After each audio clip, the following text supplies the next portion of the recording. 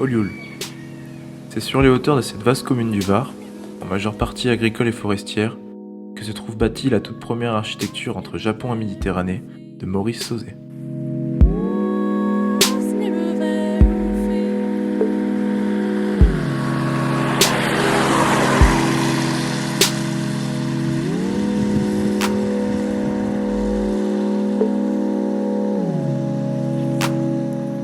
Cet architecte de renom a débuté sa carrière à la fin des années 50 au Japon sous la direction de Junzo Sakakura, élève de Corbusier. C'est durant cette période qu'il découvrit l'architecture japonaise, qui alors était encore assez traditionnelle. Après son retour en France en 1963, il a l'occasion de travailler avec Jean Prouvé. Dans un style des plus modernes, ils conçoivent ensemble la maison de Beauvallon.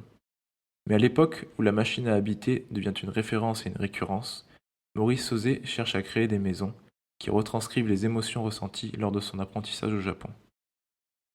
Dans les années 70, il commence à enseigner à l'École nationale supérieure d'architecture de Marseille. Cette fonction lui permettant de subvenir aux besoins de sa famille, Maurice Sauzet prend alors le pli de l'engagement vers la conceptualisation des émotions qu'il avait rencontrées au Japon. Le développement de cette architecture, mêlant tradition japonaise et méditerranéenne, passe principalement par un principe spirituel, l'okuyukashi. Okuyukashi signifie, c'est un terme de plus de psychologie que d'architecture. Okuyukashi, dans les termes japonais, signifie le fond sacré reste caché. Et c'est essentiellement une valeur qui est assez fondamentale sur les temples japonais, les temples bouddhistes japonais, dans lesquels on ressent, quand vous rentrez dans un temple, on a toujours le sentiment d'être pris dans un émerveillement, mais dans un émerveillement où on n'arrive pas à tout voir. Parce que effectivement, toute la conception de la maison a été faite pour que tout ne se découvre pas, mais reste à découvrir. Alors, en 1975, c'est pour sa propre résidence principale et sur un terrain en pente continue que l'aventure commence. La véritable difficulté réside dans le fait de passer d'un ensemble de sensations à une architecture tangible. En faisant cette maison, il n'y avait pas encore des concepts qui étaient ressortis. J'agissais surtout d'une manière plus intuitive. À savoir que en faisant cette maison, je l'ai refaite, les plans, je les ai refaits 10 fois. Et même pendant la construction, je me disais c'est pas ça. Donc c'était une démarche qui était complètement intuitive, jusqu'au moment où j'ai ressenti que l'ambiance était proche de celle que j'avais ressentie au Japon. Un programme simple pour loger sa famille. 2 chambres pour les enfants, 1 pour les parents. Des espaces communs avec un foyer au cœur de la maison. La maison se décompose en 2 éléments unitaires structurés par chaînage. Entre les deux vient se poser un élément bois faisant jonction, le toit.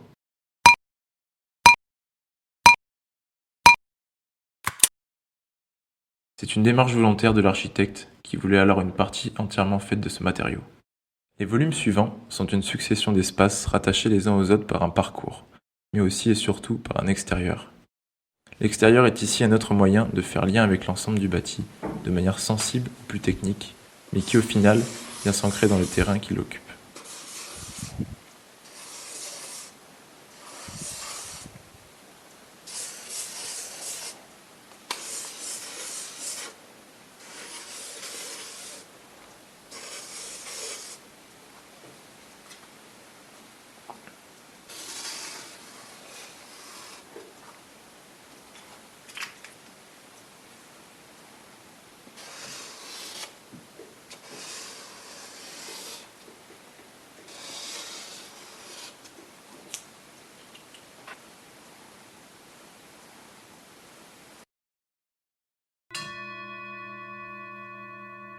Inspiration directe d'un principe japonais, le Han.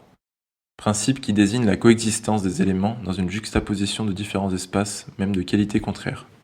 Chaque élément est pensé avec son contraire. Les toitures faites en tuiles provençales suivent les directions imposées par les volumes qu'elles recouvrent, tout tout en calquant préalablement les pentes des montagnes.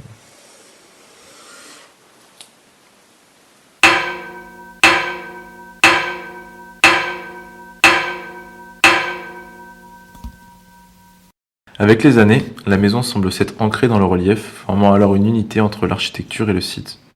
La composition géométrique conique des espaces nous invite déjà à suivre une direction.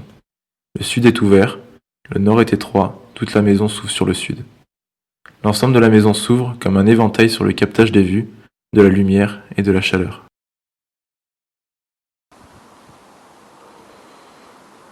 Cette direction à suivre commence dès l'arrivée sur le terrain. La courbe de ce mur vient ici marquer et engager un parcours à suivre. Nous sommes invités à délaisser la voiture pour faire corps avec l'espace, le pratiquer de manière sensible.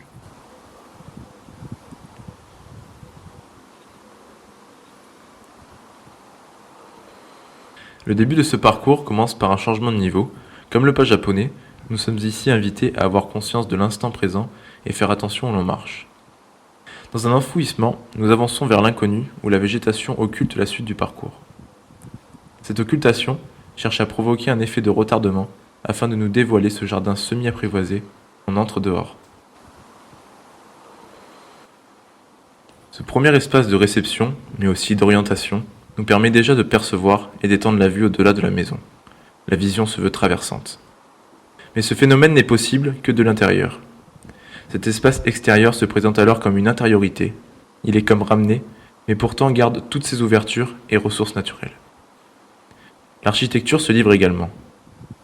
Les avancées de toiture reposent sur un simple système de poutres, elles-mêmes supportées par des poteaux de type HEA.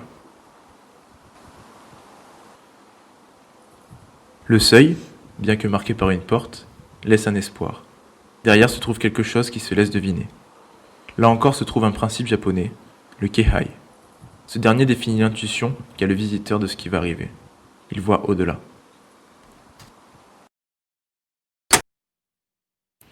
Alors que précédemment nous avions une sensibilité corporelle, une fois ce seuil traversé, nous passons à une sensibilité visuelle.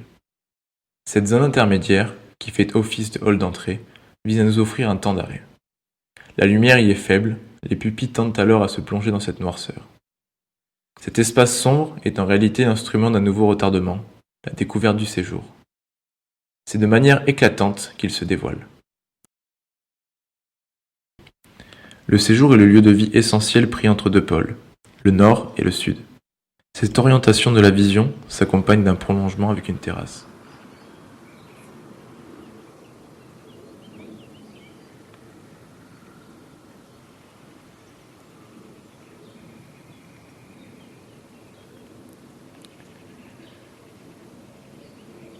Dans cette philosophie du Han, l'architecte amène l'extérieur à l'intérieur.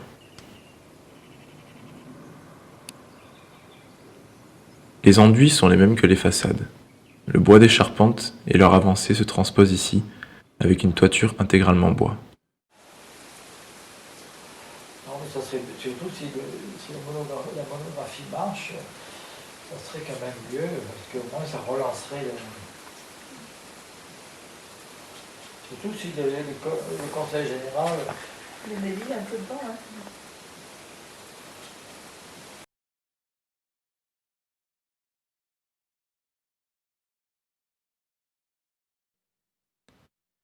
Cet espace avoisinant est le contraire du précédent. Tout est ici concentré sur la possibilité de se chauffer et d'être sur un lieu protégé et fermé. Seule la vision peut encore s'échapper, un cadrage sur l'extérieur, un cadrage sur le séjour. Alternation qui alors débouche sur cet espace fonctionnel qu'est la cuisine. Plutôt que de centrer cet espace de vie sur lui-même, nous sommes davantage ici face à un lieu de passage. La courbe que prend le bar rentre en résonance avec le parcours traversant de la maison.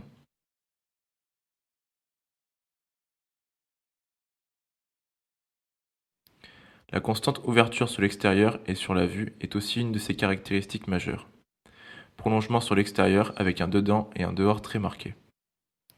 La terrasse, avec son avancée, crée alors une protection directe, même en extérieur.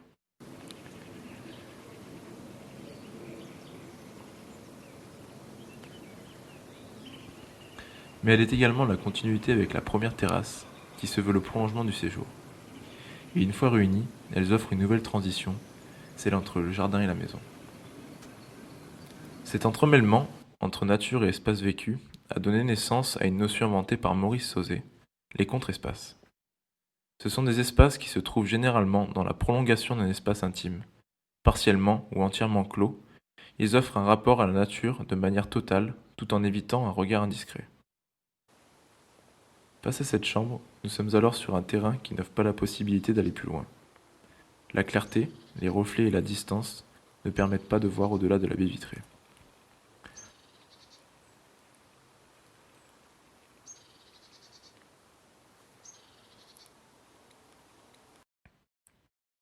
À l'intérieur, c'est tout le contraire. La chambre s'ouvre sur le paysage et la nature. Nous retrouvons encore une avancée ici présente pour éviter l'inconfort d'un soleil trop direct et d'une pluie dérangeante. Par mauvais temps, l'ouverture et la vision restent alors possibles. Rien n'est condamné à rester fermé.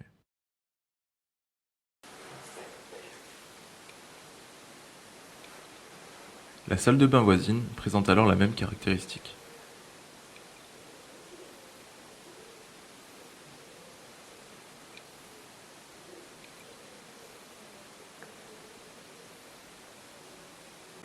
Encore une fois, la végétation permet l'intimité. De grandes baies coulissantes permettent une transition progressive entre intérieur et extérieur. L'espace demeure ouvert et éclairé.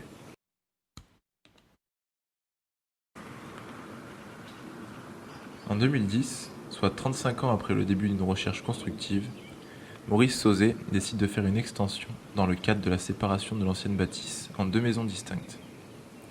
La partie ouest devient autonome et la partie est subit une extension.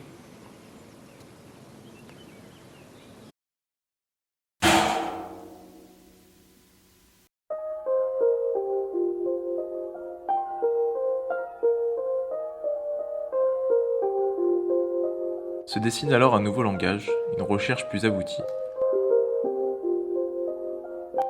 L'avancée de toiture se veut soulignée d'une poutre traversante surmontée de chevrons qui se sont affinés.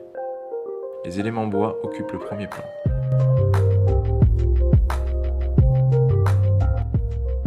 L'ensemble de la façade se veut la plus ouverte possible.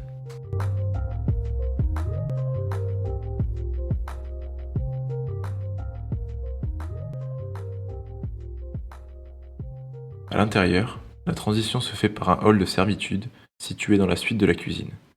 Un escalier mène à un espace de stockage et un couloir file droit vers la nouvelle chambre.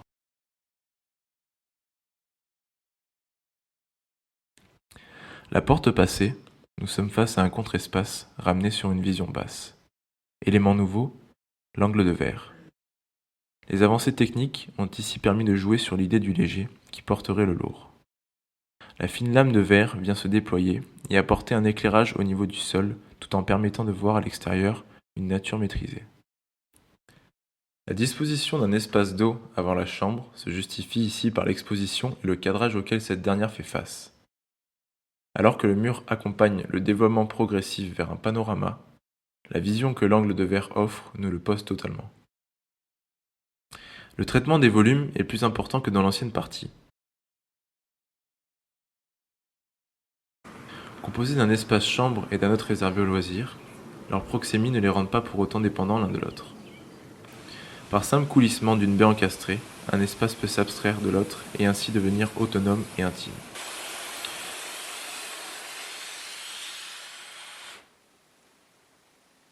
Coulissant qui rappelle le panneau japonais fait de papier. Des matériaux différents, mais des similitudes de contraste, le coulissement vient segmenter et occulter l'espace tout en gérant la lumière. Le rapport à l'extérieur prend aussi une dimension autre et nouvelle. L'ouverture se veut plus grande et à l'échelle de cette large vision.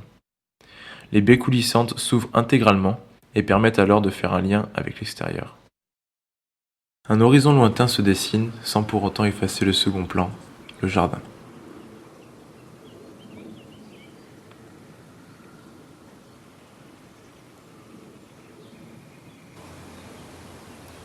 Ce jardin ne peut être véritablement saisi que par sa limite de terrain qui n'est tangiblement pas marquée de manière régulière. À l'ouest de la propriété se dresse une véritable enceinte. Ce geste assez fort mais ponctuel a été conçu de façon à éviter un quelconque vis-à-vis sur la maison et principalement sur les espaces de vie. La maîtrise des éléments naturels et leur profusion sur l'ensemble de l'espace extérieur permettent de s'absoudre de tout système technique ou de toute installation dans le but de voiler et de se cacher. C'est la taille des arbres, faite par volumes successifs dans une sorte d'enchevêtrement, qui apporte l'intimité désirée. Mais c'est également par la simple implantation dans un domaine forestier qui permet de dissimuler et de cacher des espaces.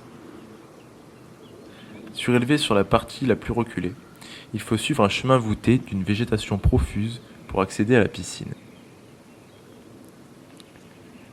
De là se dessine un paysage lointain, souligné par des toitures inclinées, qui ne cherchent pas à s'élever, mais plutôt à rayer le sol. Au-delà d'un cadrage, ce ralliement cherche à opposer le corps et l'architecture. C'est un geste qui renvoie à la manière de pénétrer dans les temples japonais. Geste qui s'est dessiné de manière plus marquée au fil des années. Les volumes se veulent plus grands, imposant alors une toiture plus engagée vers la terre. Les ouvertures s'étendent un maximum pour aller chercher le cadrage le plus complet. Les matériaux s'affirment et coexistent dans un parcours qui est à chaque fois le résultat d'une recherche de cadrage, d'extériorité et d'espace vécu. Après avoir construit plus de 100 résidences, Maurice Sauzet nous livre aujourd'hui une architecture qui a su s'adapter avec son temps en utilisant de nouveaux matériaux afin de sans cesse répondre au mieux à ce sentiment rencontré 50 ans plus tôt.